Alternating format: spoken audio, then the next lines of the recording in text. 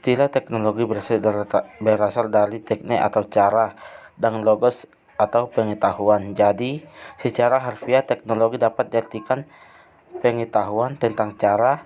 Pengertian teknologi sendiri menurutnya adalah cara melakukan sesuatu untuk memenuhi kebutuhan manusia dengan bantuan akal dan alat sehingga seakan-akan memperpanjang, memperkuat, atau membuat lebih ampuh anggota tubuh, panca indera, dan otak manusia.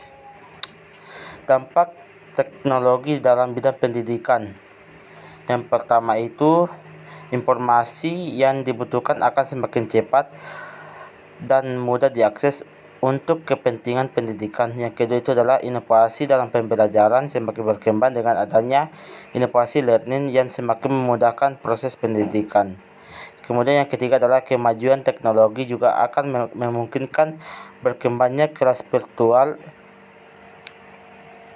atau kelas yang berbasis kompleks yang tidak mengharuskan sang pendidik beserta didik berada dalam satu ruangan.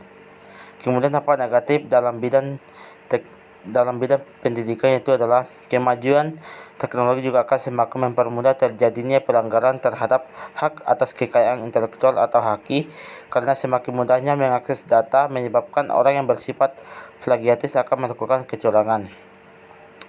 Dampak positif dalam bidang ekonomi. Yang pertama itu, semakin maraknya penggunaan teknologi akan semakin membuka lapangan pekerjaan.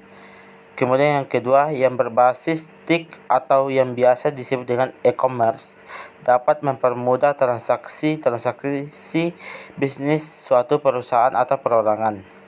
Kemudian yang ketiga adalah dengan fasilitas pemasangan iklan internet tentu akan mempermudah kegiatan dan pemasaran suatu produk.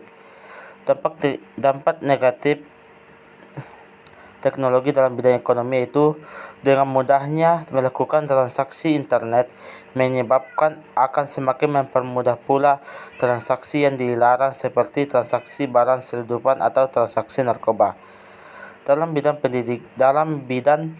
pemerintahan, dampak positifnya yaitu teknologi informasi dan komunikasi yang dikembangkan dalam pemerintahan atau yang disebut dengan e-government membuat masyarakat semakin mudah dalam mengakses kebijakan pemerintah sehingga program yang dirancang pemerintah dapat berjalan dengan lancar.